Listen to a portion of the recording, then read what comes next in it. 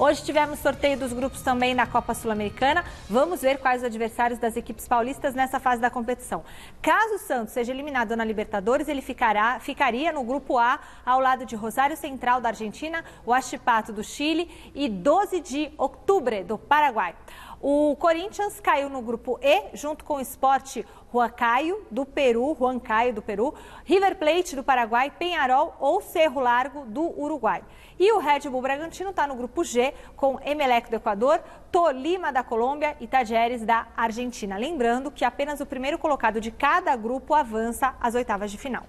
Então vamos ver como que repercutiu esse sorteio da Copa Sul-Americana lá pelos lados do Parque São Jorge, de onde o Jonas Campos chega com o noticiário do Corinthians. Boa noite, Jonas.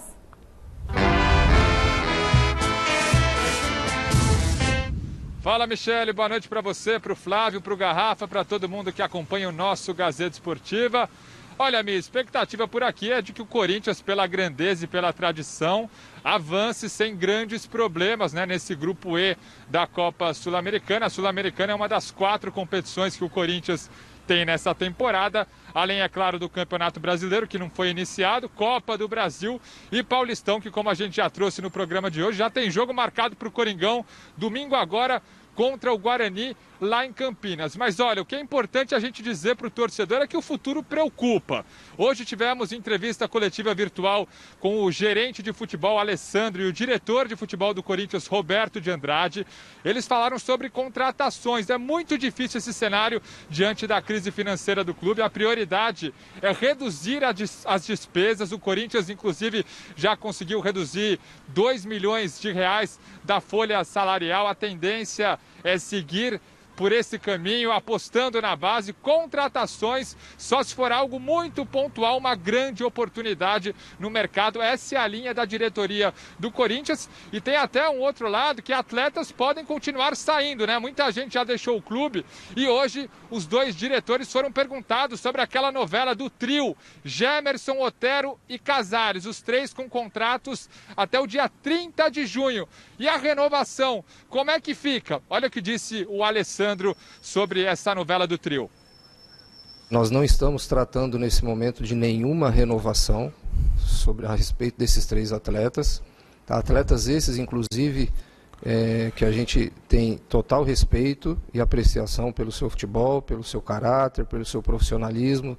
O contrato ele é curto, mas é um contrato ainda vigente e que a gente vai tratar de uma maneira muito tranquila e segura até o final dele, mas parte comercial, renovação, nem nada sendo tratado nesse momento, muito em função do que a gente na primeira pergunta acabou respondendo. Nós hoje estamos viabilizando e buscando diminuir custos no departamento de futebol, né? Então, se a gente estivesse tratando hoje de alguma renovação, uma renovação expressiva, né, então não condiziria muito com o que nós estamos aí falando a respeito de diminuir 25% do que foi a folha até o momento. É isso, gente. Daqui a pouquinho eu volto com mais um trecho forte dessa entrevista de hoje sobre a Covid-19.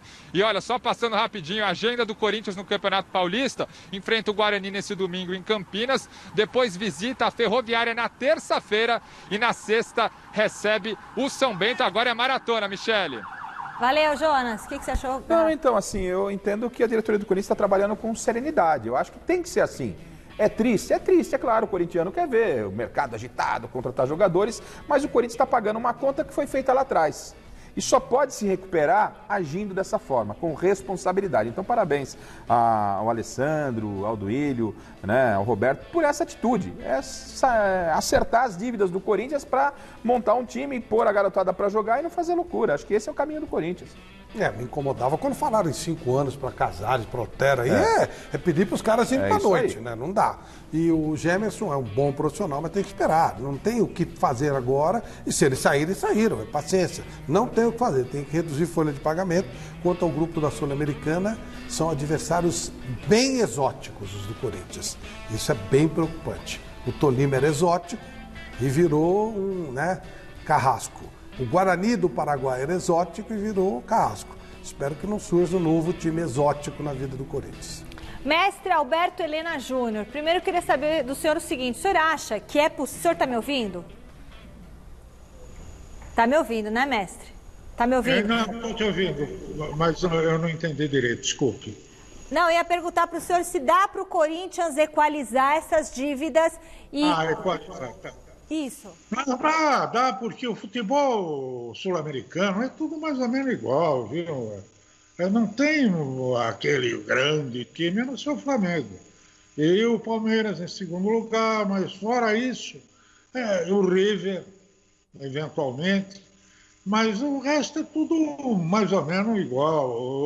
O Corinthians precisa melhorar, isso sim. Ele precisa resolver o seu problema. Precisa resolver o problema financeiro, que é gravíssimo, né? E precisa resolver o problema dentro do campo. Então o Corinthians não está jogando uma bola suficiente para se impor internacionalmente. Embora haja esse equilíbrio entre todos esses times que estão aí. Beleza, mestre. Você acha que o Corinthians perde muito com a saída do Gemerson, do Casares e do Otero? Perde muito o futebol? Olha, muito não perde, mas perde, sobretudo com o Gemerson. Eu acho que é um bom zagueiro. O Casares não sabe quando ele resolve jogar futebol. Ele sabe jogar, mas não sabe quando ele quer jogar, né? Tá certo, mestre. Novo contato com o Jonas Campos, no Parque São Jorge. Muitos assuntos foram abordados nessa entrevista coletiva concedida hoje pela dupla Alessandro e Roberto de Andrade. Outro tema sensível, além das renovações de Casares, Gemerson e Otero, foi o surto de Covid no Corinthians. É isso, Jonas?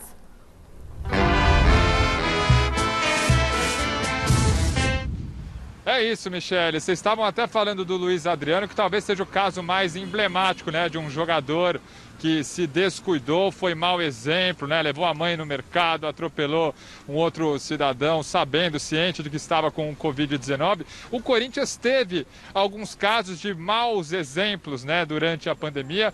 Jogadores, por exemplo, que curtiram folga em hotel, aparecendo sem máscara, uma certa movimentação. O caso do Jô e do Otero. O Mosquito também foi para um resort. Isso durante o surto de Covid no Corinthians.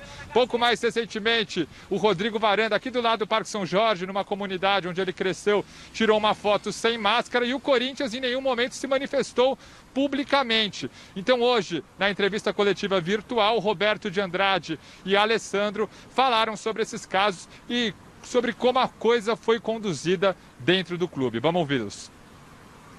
Todos os atletas foram chamados para uma conversa com a diretoria. A gente chamou a atenção de todos eles.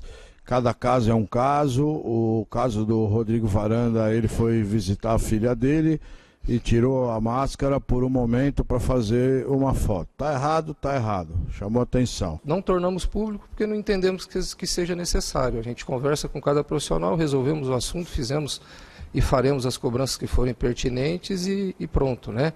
Eu sei que é muito importante a gente falar para o nosso torcedor em situações como essa, mas o torcedor tenha sempre a clareza e a certeza que as coisas estão sendo conduzidas, mesmo que no momento, se tiver que ser cobrado, faremos, tá? E aí, Osmar Garrafa? É um problema recorrente não só no Corinthians, né? Tá aí o Luiz Adriano, que teve esse problema aí com a mãe dele, com Covid confirmado, né? Aí depois o Varanda, enfim, é um problema recorrente. A diretoria, obviamente, também não precisa externar. Fui lá, foi advertido. Lógico que teve advertência, agora, como foi perguntado, colocou bem o Alessandro e segue o jogo, né? Tem que tomar cuidado. Isso é claro, é pra vida minha, sua, de todo mundo que tá nos vendo, é óbvio. Também concordo com a punição e concordo também que não precisa ficar divulgando. Isso é coisa interna do clube, mas óbvio, tem que tomar. É uma questão do cara se preservar e preservar até os companheiros. Mas ontem o Garrafa falava aqui no programa que ele achava que o técnico Abel Ferreira tinha que ter falado em público sobre o caso do Luiz Adriano. Aí se faz um negócio desse e fala para a imprensa, não é pior e você perde de repente o jogador também? Então, se for perguntado, porque o Mancini falou, sei lá o que, do elenco eu acho que Corinthians? Sim, tem que ter punições, é óbvio, evidente.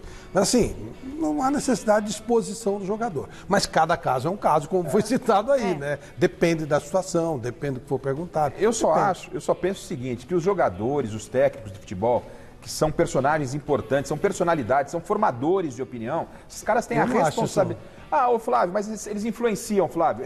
Eu acho que hoje os caras já têm total convicção. O cara que ele quer ser idiota, ele está sendo idiota por conta dele. Flávio. Não adianta terceirizar. Não, o cara que aglomera é um idiota. Nós temos todas as explicações. Flávio, não de jogador de médicos, né? Se o cara é idiota e quer, não é porque o jogador amigo dele, ou o cara que ele gosta, foi lá ou não. Hoje está muito claro no Brasil inteiro que não pode aglomerar. O cara que aglomera, ele é um idiota. E não é porque o ídolo dele aglomerou, não, que não mas de modo geral, Flávio, esses caras, eles não se posicionam a respeito de nada, de absolutamente nada, vivem numa bolha, salvo algumas exceções, não é? Eu acho que o jogador de futebol devia se posicionar a respeito, o clube devia se posicionar a respeito da Covid, orientar a torcida para que não acontecesse o que aconteceu em finais de campeonato, onde os caras foram para a porta do CT. E você acha que eles não iriam? Não, mas eu acho que é papel. O jogador não. O jogador não é problema do jogador. Não. Isso é problema do clube. Eu acho que pela importância que eles têm. Mas o jogador tem que jogar futebol. O jogador de futebol, ele vem de uma origem super humilde, com muito menos oportunidade que nós tivemos. Ele não tem que se posicionar.